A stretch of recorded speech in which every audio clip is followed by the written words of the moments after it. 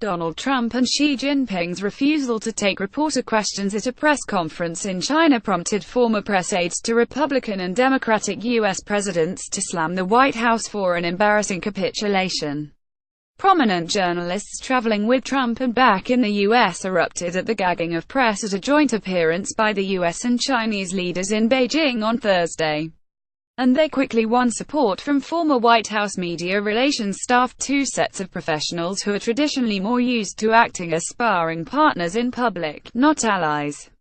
The Chinese try this every time. It's a test of will and principle. Letting them dictate press access is an embarrassing capitulation, Jay Carney, former press secretary to Barack Obama when he was president, posted on Twitter. Brad Dayspring, who arranged media facilities for George W. Bush as his deputy director of press advance, also criticized the White House's decision. Weeks are spent negotiating every aspect of president's foreign travel, including press access.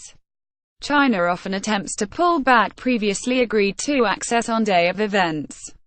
It's job of White House staff to push back on matters they prioritize.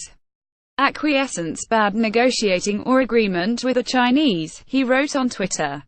Another former White House press aide, Greg Pitts, who worked for George W. Bush, spoke of pushing back during a visit to China when the Chinese authorities had tried to limit access to the internet for journalists traveling with the U.S. president and sought to silence any questions. He added, "I worked at the White House for President Bush. China regularly insisted on no questions during our travel there. Our team fought for greater press access, including questions." The White House press secretary, Sarah Sanders, defended the decision. "It was at the Chinese insistence there were no questions today," she said. Meanwhile, several journalists pointed out that despite the outrage, the situation was not unprecedented.